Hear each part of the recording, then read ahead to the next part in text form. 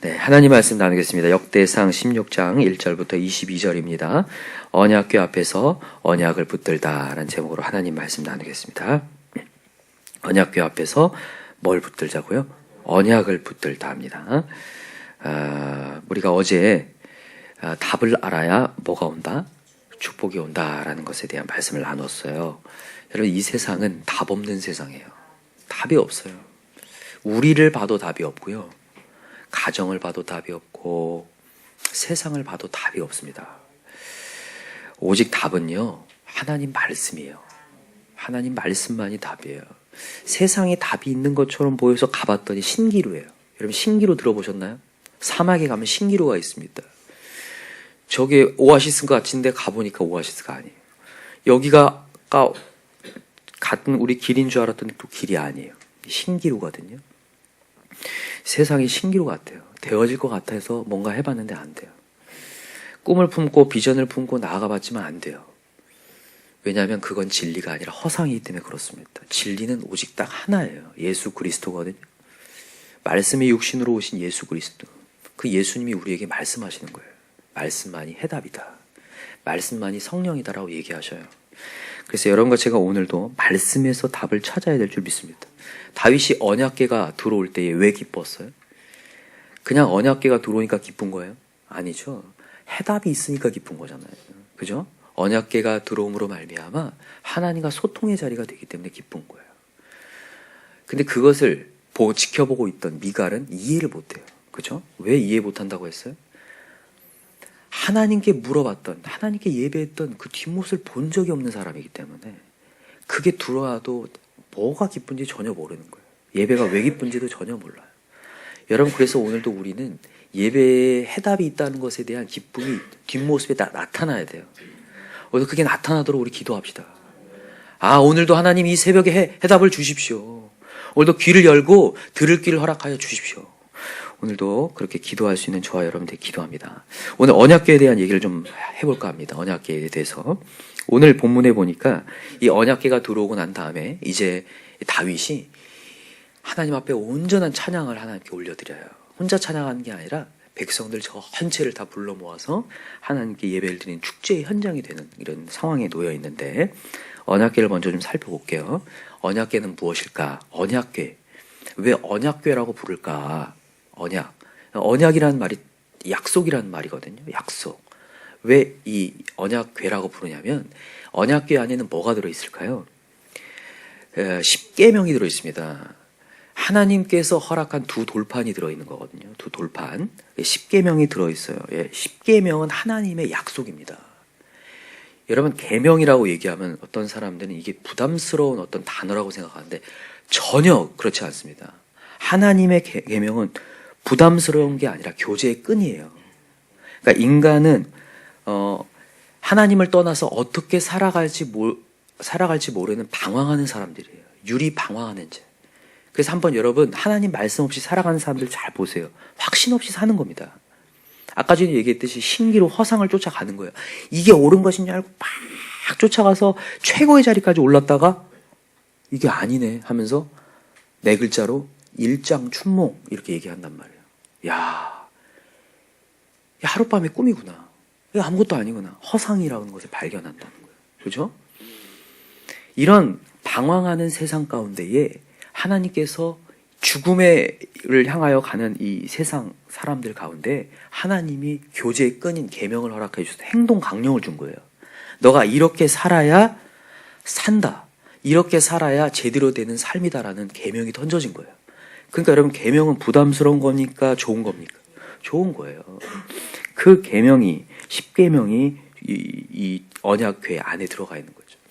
약속의 메시지가 들어가 있는 거예요. 그래서 다윗이 너무 기쁜 거예요. 하나님의 언약의 메시지가 있으니까. 여러분, 이 10계명을 한번 우리가 다시 한번 좀 주목해 볼 필요가 있는데 한번 가봅시다. 출애굽기 20장이 10계명이죠. 하나님이 10계명을 줄 때 그냥 주지 않습니다. 거기에는 약속이 포함되어 있다는 거예요. 약속, 하나님의 교제의 끈이 포함되어 있어요. 자, 출애굽기 20장이 10계명인데 여러분, 20장 전에는 몇 장이 있을까요? 19장 있겠죠? 19장 1절 한번 읽어봅시다. 19장. 하나님이 시내산에서 십계명을 주기 전에 뭘 얘기하시는지 자 한번 읽어보겠습니다. 자 19장 3절부터 한번 읽어봅시다. 3절 시작. 모세가 하나님 앞에 올라가니 여호와께서 산에서 그를 불러 말씀하시되 너는 이같이 야곱의 집에 말하고 이스라엘 자손들에게 말하라.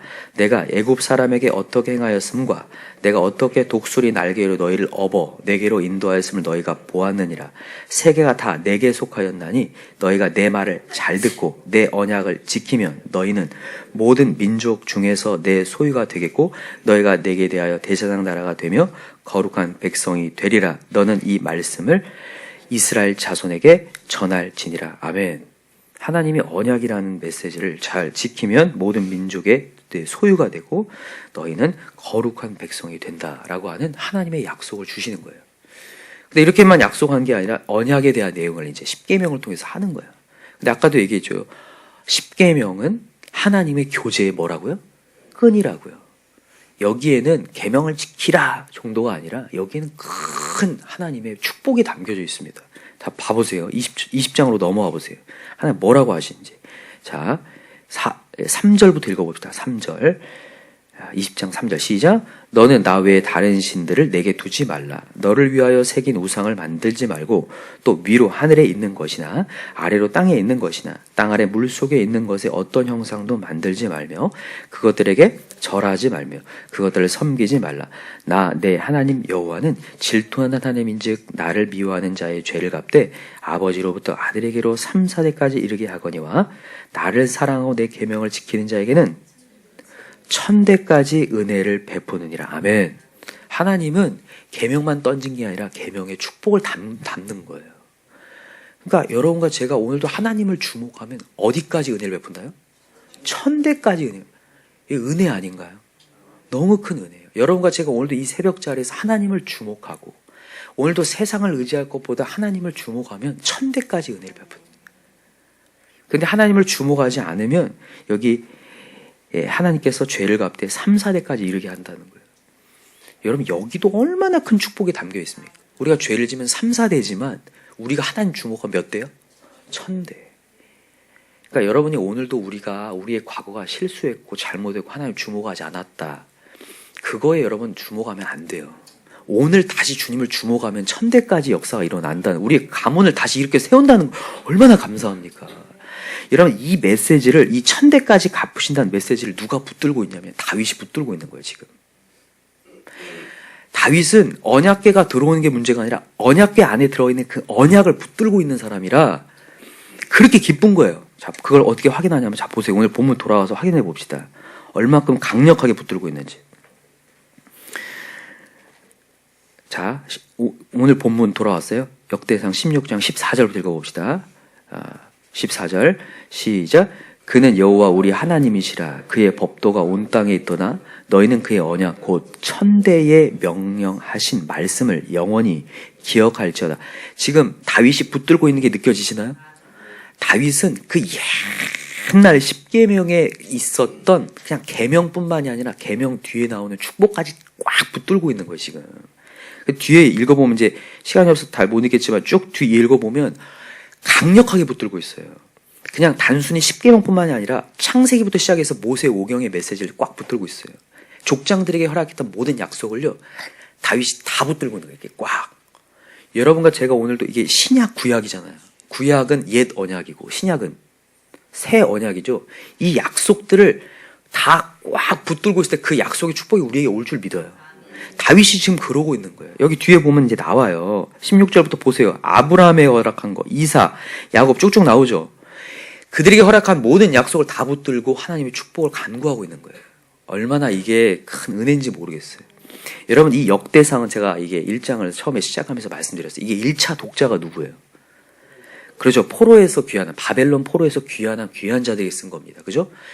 귀환한 사람들이 이스라엘 땅 와보니까 너무 좋은 땅이었어요? 별 볼 일 없어요? 완전 폐허였습니다. 그죠? 완전 폐허였습니다. 절망이 그냥 될 수밖에 없는 그런 폐허에 이런 상황 속에서 이 메시지가 지금 전달되고 있는 거예요.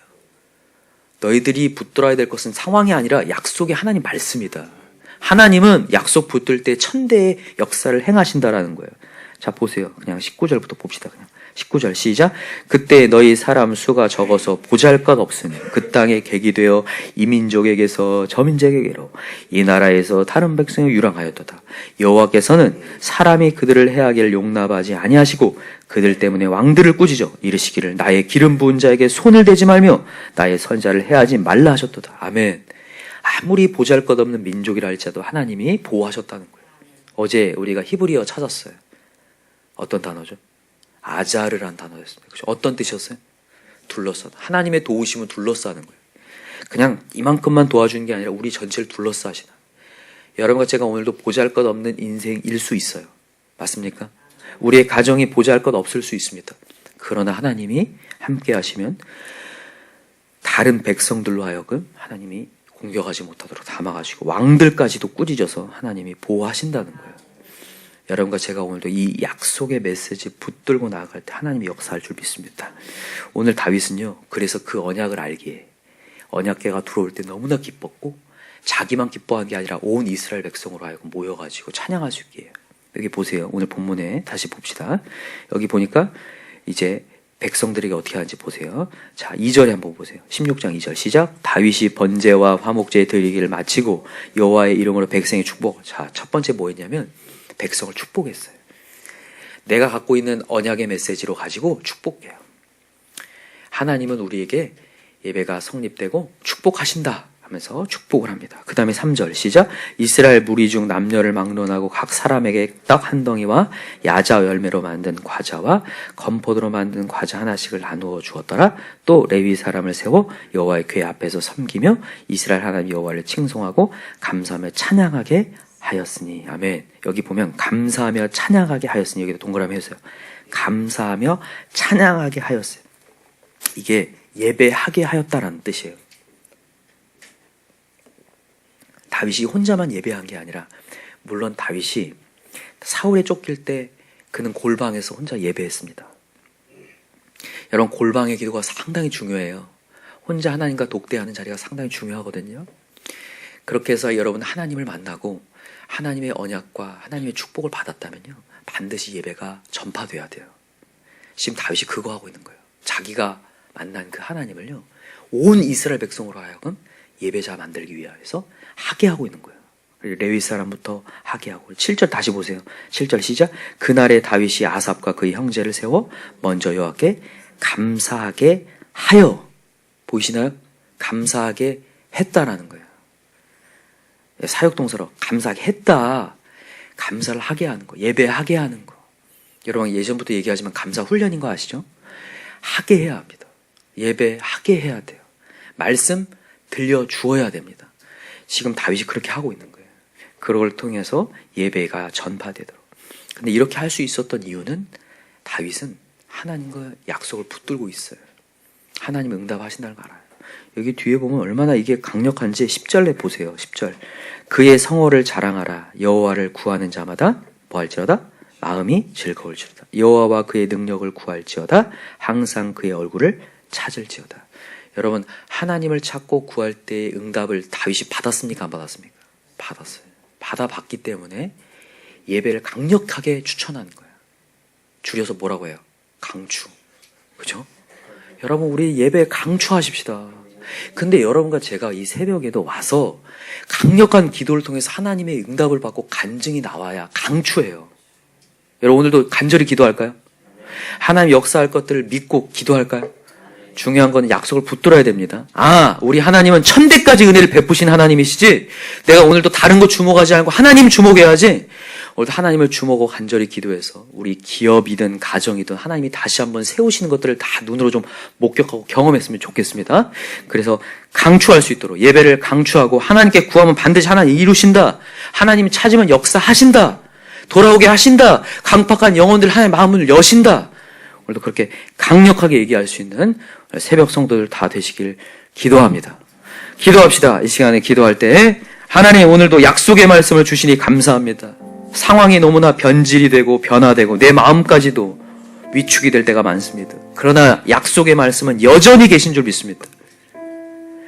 다윗 때에도 있었고 바벨론의 포로에 귀환한 백성들에게도 그 약속의 메시지가 주어졌고 그리고 지금 우리에게도 이 약속의 메시지가 주어진 줄 믿습니다. 그러나 약속의 메시지를 붙들고 기도하는 자와 그렇지 않은 자가 나눠질 줄 믿습니다. 오늘도 나에게 주어진 약속의 메시지 붙들고 천대까지 은혜를 베푸신다는 하나님 붙들고 하나님 주목하게 하시고 하나님을 찾게 하여 주시옵소서.